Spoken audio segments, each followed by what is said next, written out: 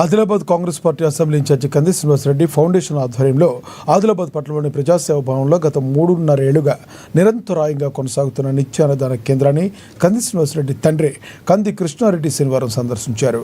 కేంద్రానికి ఆకలి తీర్చుకోవడానికి వచ్చిన అందరికీ నమస్కరిస్తూ ఆప్యాయంగా పలకరించారు. ఎలా ఉన్నారంటూ వారి యోగక్షేమాలు అడిగి తెలుసుకున్నారు. భోజనం, తాగునీటి సౌకర్యాలను పరిశీలించారు. వచ్చిన వారికి ఆయన స్వయంగా వడ్డన చేస్తూ కడుపు నిండా భోజనం చేయాలని కోరారు.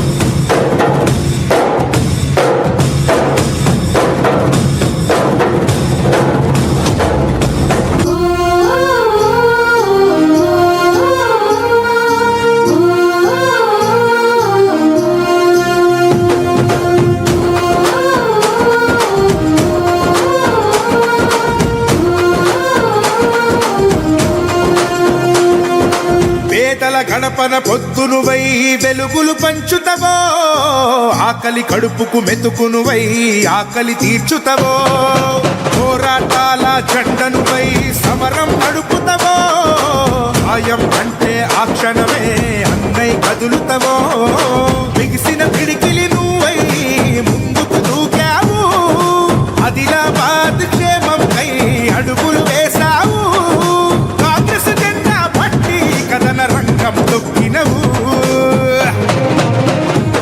శ్రీనన్న నీ వెంట నిరుపేదల చేయుత, కంది శ్రీనన్న మాకు నువ్వే కొండంత, శ్రీనన్న నీ వెంట నిరుపేదల చేయుత, కంది శ్రీనన్న మాకు నువ్వే కొండంత.